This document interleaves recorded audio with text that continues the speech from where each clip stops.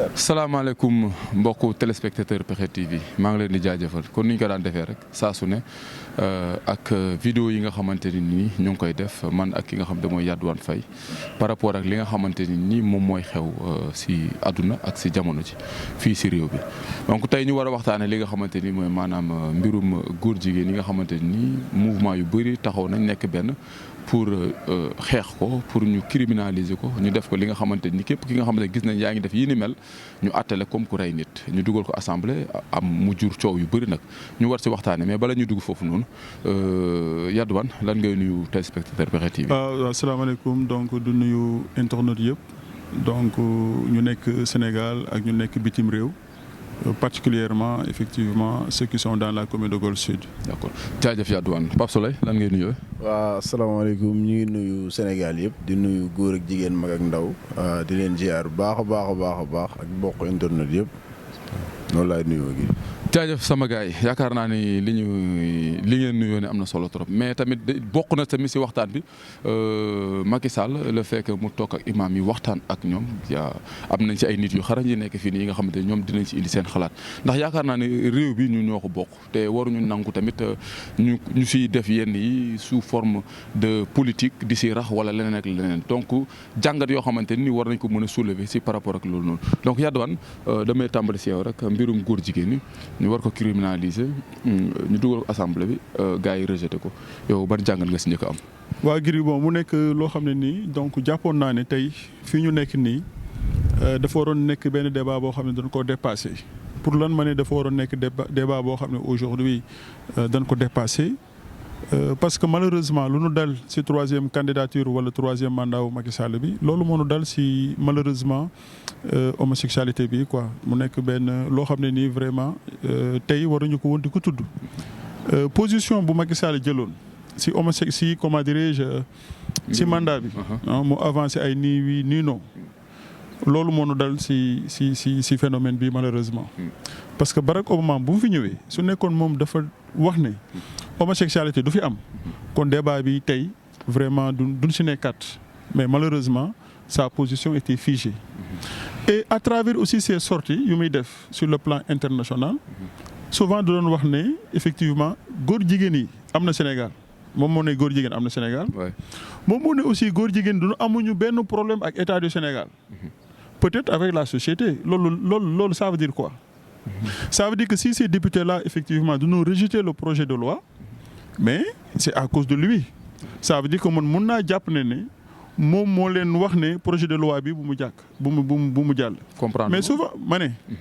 su nekkee projet de loi bi pour député yi dañ ko rejeter c'est à cause de Macky Sall parce que sa position n'est pas claire en plus de cela moom moo ngi tuumal waa ànd sàmm jikko yi ñoom waxuñu effectivement dañuy pénaliser homosexualité dunoo ne benn projet la boo xam pour criminaliser loolu ñu si jublu alors que moom il a utilisé benn mot boo xam ne ça n'a rien à voir ak ñee lu ñu wax et malheureusement dans ce pays là donc suñu njiit ñi malheureusement ñoom duñu faral maanaam di déglu askan wi mais su nekkee yow askan ñoo jug vraiment jàpp si élire la nga nekk président de la République du Sénégal ba pare ñu dem Assemblée nationale ñu choisir vraiment ñu leen toogal foofu si pencu ndaw réew bi ñu am seen bëgg-bëgg ñooñu bañ na lii du fi am bu boobaa pour man ñaar moo am c'est-à-dire tey am ànd sàkku sàmm jikko yi et d'ailleurs j'en profite pour rendre hommage Babacar Mboup mu nekk benn nit boo xam ne nii effectivement mënoon a nekk Italie toog foofu def lu muy def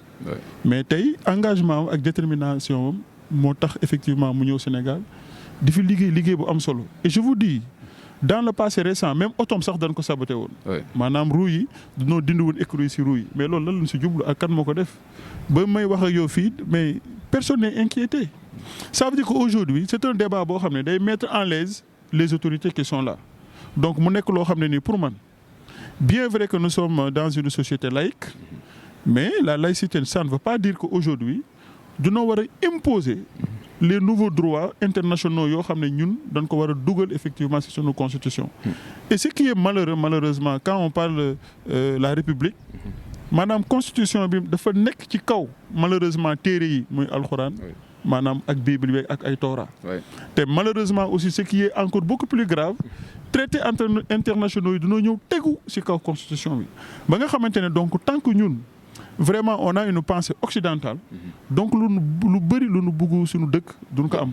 donc pour man xeex bi foofu la. ça veut dire que waa sàmm jikko yi ils n'ont qu'à se lever quand même ñu dem à l'Assemblée nationale wut équipe yu dynamique yu dëgër ñoo xam ne dina tëggaat constitution boo xam ne dina méngoog sunu aada ak sunu cosaan. et je pense que aujourd'hui foofu la ñu war a dem mais sans cela effectivement ces députés là sont dans leur rôle c'est-à-dire dañoo am koo xam ne moom mooy seen njiit. il ne représente pas malheureusement la population mais il représente Macky Sall au niveau de l'Assemblée nationale. ñuy représente population bi ñu ndaw lañu donc pour man aujourd'hui nous avons l'occasion ñu dindi leen fi jël ñeneen ñoo xam ne ñi dina représenter dignement la société sénégalaise et internationale bu ko defee ñu teg leen ko fi. jaajëf Yadouane li nga wax dégg naa ko mais man fi may waxee mooy que ni yow li nga wax man d'accord naa si maanaam criminaliser góor jigéen fii si Sénégal loolu bon képp ki nga xamante ni yaa ngi yeewoo fii si réew bi da nga ci war a ànd da nga ci war a d'accord mais man dafa am loo xamante ni dafa nekk sama souci si li nga xamante ni mooy maanaam projet boobu noonu gars yi yëkkati dugal ko biir assemblée mooy benn. jàngat bi mu si njëkk a def mooy moment biñ ko njëkk a defee temps biñ ko defee jamono jiñ ko defee ak heure biñ ko defee ndax lépp lu jug rek war nañ ci mën a def jàngat ne lii lan moo tax mu jug ak kañ lañ ko yëkkati est-ce que waruñu ko woon yëkkati bu yàgg avant lii di ñëw mooy que ne fi ma bëgg a waxee mooy que ne dañoo jëm si ay élections goxaat ñu xam ne parti au pouvoir ak opposition bi ñoom ñu ngi xeex bu metti ku ci nekk mu ngi xool ban arme la war a mën utiliser pour gagner. donc ma gis ne ni loolu bokk na ci li nga xamante ni peut-être li tax ñu soulever projet de loi bii nii pour ñu criminaliser ko mais man yaakaar naa ni depuis jamonoy Senghor ba jamono jii nii may wax ak yow nii depuis 1966 ba nii may wax ak yow nii am na benn code pénal bu wax ci affaire homosexualité maanaam di wax ni que ni tey jii mbirum góor jigéen. wala acte contre nature képp ki nga xam ne def na ko fii ci réew bi maanaam dañ lay saisir maanaam dañ lay teg ay daan lu ci mel ni benn at ba juróomi at kaso buñ la ci fekkee lu ci mel ni ci koppar 1 million ba juróomi million dinañ la ko daan tamit ci koppar donc tey jii nii man dama yaakaar ne bu fekkee loolu noonu mu ngi ci code yi nekk ci code pénal yi nekk ci suñuy loi bokk ci assemblée ñoom ñi nga xamante ne ñoom ñooy représenter askan bi nekk foofu noonu ñu xam ko ñu xaar ba jamono jii nii ñuy soog a soulever débat boobu noonu man damay naan politique rax na ci ndax bu fekkoon tey jii nii ñoom dëgg moo leen tax a jóg politique rek taxu leen jóg pour seeni intérêt bopp mais yaakaar naa ne débat bi waroon na nekk débat boo nga xamante ni waroon nañ ko yëkkati depuis avant Macky Sall di jóg kon ànd sàmm jikko yi ba ñu njëkkee fondé seen coalition boobu noonu rek seen association boobu wala seen mouvement boobu noonu rek war nañ njëkk jug rek xeex loolu noonu ndax loolu noonu ñoom si boppam ñoo ma gën a xam ni code yooyu noonu existe na mu ngi si biir loi wu Sénégal mais boo gisee ñu yëkkati ko jamono jii ni man dama jàpp ni politique de si raxte alors que Sénégal war nañ dépasser fenn fi nga xamante ni nit bu jug wala parti bu jug rek di xeex ngir sa intérêt personnel. man loolu laa gis xam nga le problème mooy donc. ñooñu nga xam ne par exemple ñoo nekk ci association sàmm jikko yi su nekkoon dañoo postuler pour nekk maire ci seen gox-goxaan yi bu boobaa cette thèse bi dina nekk loo xam ne dina ko mën a nangu mais encore une fois de plus sàmm jikko yi bu muy wax du léegi ça fait très longtemps boobu jàppaguñu woon sax élection xam bon parce que boo xoolee élection locale yi mais y a des gens qui disaient que on les appelle des analystes waxoon ne élection yi du am donc bien avant ñoom ñoo ci doon wax ci loolu mais Barack Obama bu fi ñëwee ak léegi est-ce que tu pensais que dinañ organiser élection locale kenn xalaatu ko woon. donc c'est bien avant ça veut dire que la plupart des gens qui avancent mais xeex bi dama gis. non xeex bi ba élection yi desee benn weer rek. la ko gars yi attaqué. waaw boobu nañ ko dugal xam nga nañ ci wax. boo xool sax am na ñoo xam ne yenn parti yi nga xamante ak yenn mouvement yi nga xamante ni sax ba ñuy dugg ci goxaay de proximité loolu lañ doon proximité. voilà mais naan ay bu ngeen falee ñi nga xamante ne ñoom Macky Sall wala Benno Bokk Yaakaar yéen a ngi àndal ñi nga xamante ne dañ fiy taxaw loi góor jigéen mais loolu ci biir réew bi fii ñuy xeex genre xeex yu mel noonu mais rafetul man Yadouane man ni mu ko gisee. malheureusement aussi message boobu ñoom ñu jàllale. pour man foofu ñu téye foofu la xam lu tax. parce que su nekkee yow da nga bon parce que fii on parle de séparation des pouvoirs. mais ici il y a pas de séparation des pouvoirs au fait. fii nous avons en réalité un pouvoir centralisé kenn muy buum di buumi muy Macky Sall tey Macky Sall su nekkoon dafa bëgg ñu criminaliser homosexualité dañ ko def mais moom il n'est pas prêt pour ça. parewul. mais la preuve non mais loi bi nekku fii. parce que article 319 loi bi amul benn loi boo xam ne. maanaam day duut baaraam si homosexualité. non si. non non non article 319 code pénal. non c'est-à-dire boo demee Sénégal da nga ko fay gis. mais xam nga le problème mooy on parle de acte contre nature. waaw léegi entre acte contre nature mën nañu si dëxëñ yooyu yëpp. mais il faut ñu comprendre acte contre nature à l'époque bu ñu koy wax mooy lan. mais affaire góor jigéen non mais mun na nekk affaire góor jigéen si la bokk. mais mun nga lesbienne si la bokk. mun nga sumeeku doxantu def benn lii doxantu fii loolu. acte contre nature la non waaw donc c'est large moo tax nag ñu ne. xam nga fii tey sàcc dañ ko criminaliser woon léegi actuellement xam nga loolu. vol des bétail. mais lu tax moom c'est-à-dire le président de la République du Sénégal. dafa jëloon benn engagement ferme. parce que gisoon na gars yi ñoo ngi sàcc bétail yi de gauche à droite rawatina si àll bi. mu jël ay mesures taxaw. xeex ko loi bi jàll lu tax defu ko ci loi bi parce que bëggul mu jàll. non parce que man su bëggul mu jàll dafay jàll. d'accord maintenant autre chose loo xam ne nii dañ ko war a jàpp dans ces pays là. xam nga lan moo am solo. ñu xool lu ñuy jëmane kanam. parce que le problème en est que gis nga tey bu ñu fi bàyyee parce que le problème en est que aujourd'hui mais xoolal ministère yi appellation yi dafay changer c'est quoi un genre. c'est quoi un genre loolu du yoon. voilà donc ça veut dire que gis nga ces gens là dañuy dëxën ci seen wax loo xam ne nii. loolu d'accord c'est-à-dire que les lois soient claires. ñu xam lan mooy lan. il faut que les lois soient mais les lois ici au Sénégal en ce qui concerne effectivement l'homosexualité n'est pas très clair. maintenant amul dara lu gën a leer nga ne lii ku ko def. dina la tëj 10 ans 20 ans 50 ans. d'accord xam nga day leer nañ. d'accord naa si ak mais lu tax loolu mun ñu ko def. d'accord loolu kay pour man jarul polémique. d'accord naa si ak yow mais man damay ne maanaam jamono ji ñu ko yëkkati.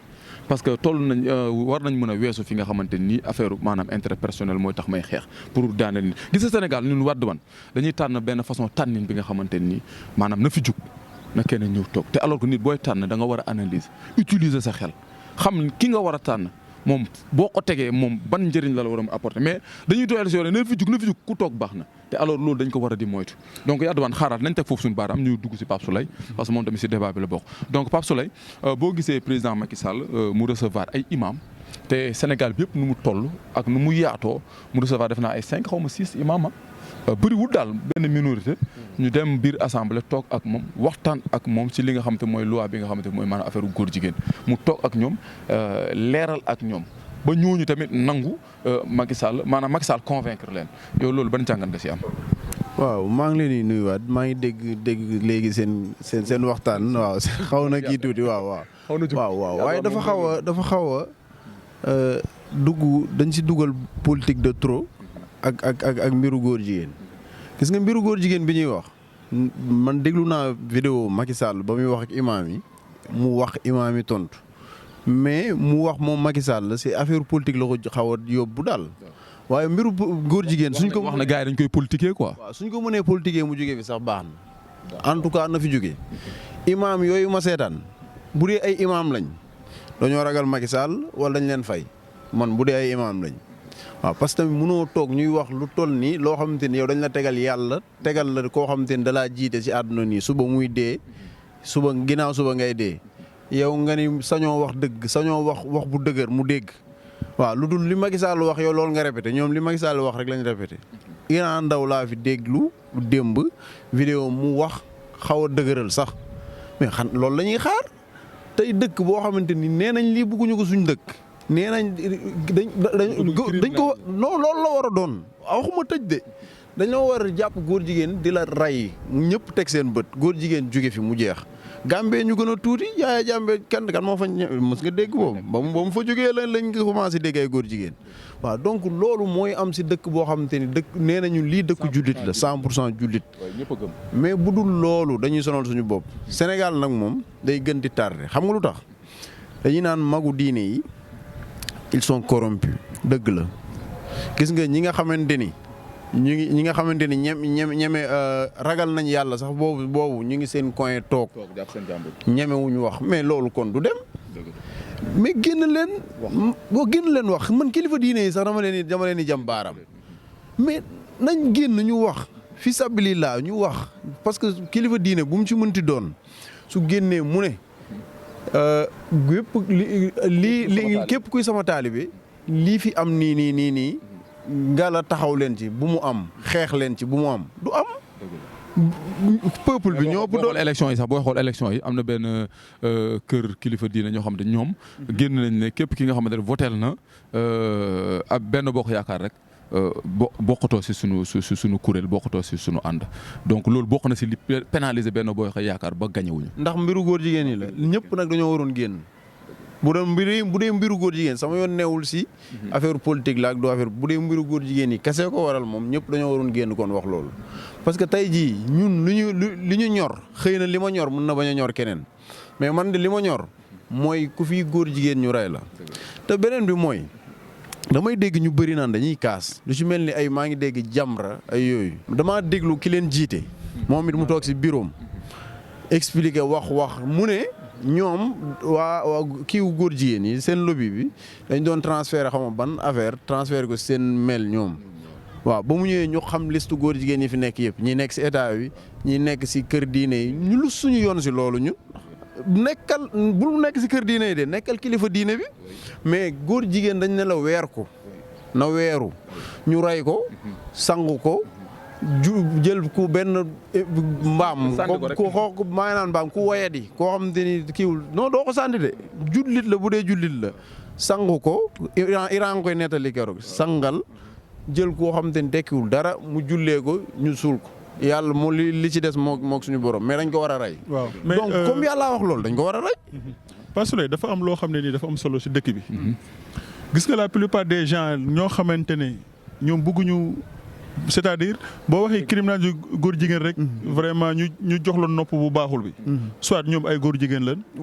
dëgg la wala seen doom yi nekk ay góor jigéen dëgg la. parce que quelqu'un koo xam dafa baadoo la sonn. yow taloo def yu acte yooyu. lu nga tal mooy xëy dem dóor waar. am lu nga yóbbu sa kër mais la plupart des gens là les lesbiennes là les homosexuels. qui sont-ils. mais yaakaar des fois nga gis ñoo xamante ne yoruñu dara. ce sont des privés non la plupart de ces gens là ce sont les privilégiés. bariwul yorul dara nekk ce sont les privilégiés. ce sont les privilégiés parce que ñu yorul si dëkk bi tey muy maçon yeeg muy menuisier yi muy mécanicien yi. maçon bu nekk góor jigéen mën nga ko gis. kon góor jigéen bu dëgër dafa mën nekk. taluñu ko soudeur bu nekk góor jigéen. non déglu mu la mës na am. taluñu ko xam nga nu tal. est-ce que ngàcckatu foos bu nekk góor jigéen. mais je vous dis mais mën na nekk. non mosoo ko dégg. xam nga da nga ko mësul dégg. man góor jigéen si moom laa gisul mais damay gis ñuy def ay manières ay waxin ay yooyu. ma ne non y a des gens qui sont malades.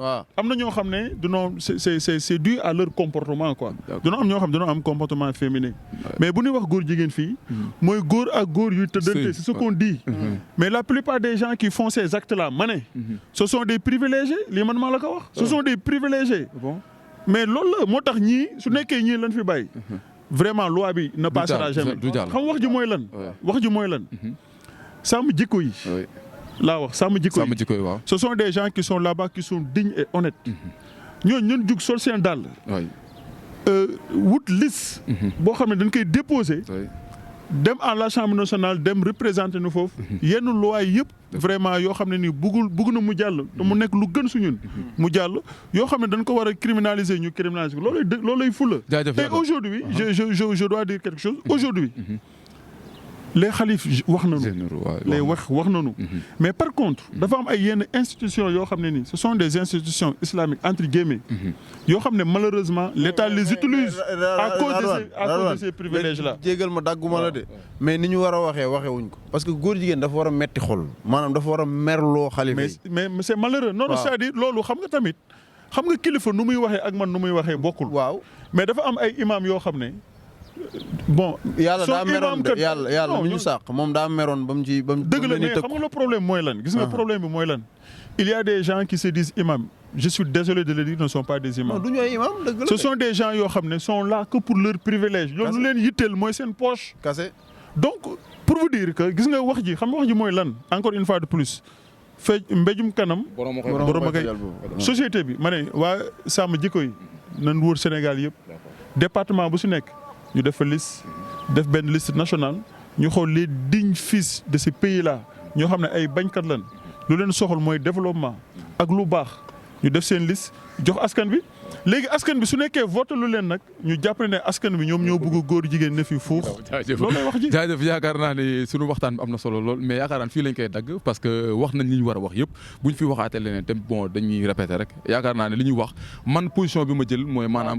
waaw mosoo gis góor jigéen moom maçon la de loolu moom lii moom faaw moom mu leer góor jigéen boo xamante ni moom maçon la. mais dañuy làqatu gaskatu mécanicien dañuy làqatu. waaye bàyyil wax ñooñu waay du am góor jigéen yuy làqatu. ñoom ñooy gérer yenn institutions yi ñoom ñoo nekk ci yenn privilèges. kase ñoom ñooy voyager de gauche à droite malheureusement avec le contribuable sénégalais. c'est que lii les homosexuels mais pas nous les députés qui sont là. mais députés yi les traités internationaux là ñoom ñoo koy signé. lu tax ñu koy signé. parce que derrière il y a effectivement des privilèges. lii dafay leer parce que fii site internet yi gis yëpp yu ci bari dañuy raayal te fii Pexxe TV amul raayal dañuy wax li ñu war a wax parce que ñun ragaluñu kenn ku dul suñu borom. yaa ngi dégg tey fi mu doon laal sa raadowaan moom li muy wax moom ragalu ko sax fi muy laal man moo tax mu neex fi muy laal dafa am solo mooy daam li ñuy protéger parce que li la jege da koo nekk wala yow moom mu lay jox loolu moo ci am parce que tey bu fekkee tey sama xarit ngay góor jigéen bu mag a mag a mag alal bi nga may jox foog nga ko jëlee ma xam ko dama lay bëgg protéger moo fi bari nag waaw am yu bari yi ngay gis fii nii ñaanoon bëggoon nañ nag mu lew mu mais du ci bari lewut parce que li ma bëgg souligner bu ma dagg li ma bëgg souligner mooy waa ji dafa ne daa yor liste boobu mu yor na ko publier waaw même boobu à chaque fois moom day naan non bugguma ko publier est-ce que nekkul si ay loi ay textes. ma ne nit su nekkee moom lu muy wax. da ngay am ay preuves wax dëgg la si moom. ay preuves su nekkee moom lu muy. ma ne les gens qui détiennent le nom des homosexuels. su nekkee ñoom lu ñuy wax dëgg la si ñoom. te publier wuñu ces noms là ñoom sont pires que les homosexuels. merci jërëjëf. loolu lay wax ji. jaajëf sama gars yaakaar naa tey seen yaram bi dafa tàng. parce que nii yàq suñu société nag. jaajëf te société bi dañ ko war a sàmm daf ñu war a tegal suñu bakkan. sama gars yi bañ a émission bi jeex. si le projet ne passe non je dis projet bi su nekkee jàllul. képp koo xam ne góor jigéen nga ngay daagu fii. nanut ay gourdin. lapp la ba nga. billaay wax ji mooy loolu quoi. bu dee mënuñu rey seen xol mayo leen ko. man mën naa rey góor jigéen. waaw nañ ma ko indi teg si penc. ñëpp imaam yi toog état bi toog man ma rey ko sama bopp. man mën naa leen jëm ba ñu seet. et je souligne les naafeq là aussi. bu leen wax ay apologie de la violence wala quelque chose comme ça parce que souvent ñoom saay boo xam ne boo waxee lu leen arrangé wul ak droit de l'homme ils utilisent la justice pour écarter la nous on est prêt à leur affronter en tout cas góor jigéen bu ñu gis fii moom en tout cas di nga changer doxin loolu moom c'est sûr. jaajëf sama gars yi kontaan naa si yéen yaakaar naa ne comme Pape Souleye di nga ko waxee fii Pexxe TV la am na yoo xamante ni yu bëri bon suñ ko waxee dañ siy jël suñuy responsabilité te tamit lépp lu ñu wax tamit dafa am fu ñu koy teg waxuñu ko nii rek dans l'air wala affaire yi noonu Yadouane kenn ki nga xamante ni bon enseignant chercheur la day wër ay mbir di dem di gëstu ci Pape Souleye borom bopp la borom xam-xam la day wër moom tamit ay mbir di génn réew bi di ñëwaat di xam li xew bitim réew ak li xew si réew bi donc buñ gisee li ni mel muy am fii si réew bi bon war na ci mën a def jàngat def si taxaw seetlu indi si benn waxtaan wax baaxee ko ñi nga xamante ni mooy maanaam mbokk internet yëpp donc fii li ñuy yem ak yéen mais bala ñuy tëj solution bi si 30 secondes rek lan la war a doon si askan bi la war a doon wala si état bi solution bi. c'est important aussi ñuy gëstu tuuti. voilà bëggoon naa ñu ñëw sax si EPU bi mais malheureusement. temps bi duñu ko may xam naa beneen yoon incha allah rabi mais je vous dire encore une fois de plus. et pour vous dire que aussi. solution bi gars yi bu ñu demee si Google. vraiment EPU bi bu demee Google. dinañ si vraiment yenn information yi wax yëpp dinañ ko si dinañ ko am. donc mu nekk loo xam ne nii gars yi mun nañ dem solution bi si gouvernement wala si société bi solution bi si avec le gouvernement Macky Sall il ne faut pas attendre absolument rien tout d'eux. maintenant population bi encore une fois de plus. noonu xool góor yàlla yi gars yu jub yu baax yi ñu am bopp am xam-xam. mun a développer dëkk bi. élection législative yi ñëw. ñu jël leen yóbbu leen à l'Assemblée nationale bu ko defee ñu def de telle sorte que en tout cas def ay lois yoo xam ne dinañ changer mentalité sénégalaise parce que am na foo xam ne aussi bu ñu fa eggee vraiment il faut nga utiliser yar bi foo mu ñëwaat bu nekkee dañoo bëgg vraiment sunu dëkk bi jub xocc loolu c'est important beneen solution bi mooy lan su nekkee député yii maanaam su nekkee par exemple ces gens-là ils ne sont pas prêts pour ñu criminaliser homosexualité fépp foo koy gis vraiment muy sa koñ muy fépp wutal sa gourdin nga fajal ko sa bopp. loi bi nga waxoon sànq de. apologie de la violence droit de l'homme ma ne. des prothèses yu bëri. wala xam nga ces gens là ay dóorkat lañ gis nga mooy lu mu la wax rek gis nga dañuy utiliser la justice. pour mën a malheureusement pour écarter yenn citoyens yi. mais ñun ragaluñu loolu. jaajëf Pape Souleye solution bi si société bi wala si gouvernement bi. man kay d'abord sax li nga wax borom xam-xam dinaa ko nangu parce que bëgg xam rek xam-xam la. waaw te bëgg naa xam loolu. waaw waaye daal danger bi laay njëkk wax mooy nañ bàyyi xel ni ñun suñu wàll mi ngi wéy te suñu jamono bàyyi ñun lii daawul nekk débat kon si suñu jamono bi mu nekkee débat nañ su xeex xar si suñu tànku te béy pour suba suñu njaboot suñu ñëwee duñ ko fi fekk sax duñ ko xam waaw parce que danger bee ngi ñëw xale yi dëgëratuñ ñun ñii sax laa wax ñu ngi ñuy faible loo dëgëratuñ ñu ngi ñuy transformer donc solution bi daal lii rek li ko saa waay waxee bu fekkee ne état bi jël si ay mesures looloo fi amoon bu njëkk xale ne nañ ñi yor ay xeer ak ay gourdin ak ay weñ góor jigéen doo ko gis fenn léegi nag kuy dem di làqatu di dëgërlu bu yàggee dina bàyyi góor jigéen parce que dina dem ba nekk góor dina dëgër waaw loolu daal laa gis ni mooy solution fii ak état bi nag di jël ay kii ay mesures te bu ñu fàtte ni dañuy dee loolu il faut ñu koy def suñu bopp soo fi toogee di défendre góor jigéen suba da ngay dee loolu nañ si bàyyi xel. jaajëf sama gars yi kontaan naa si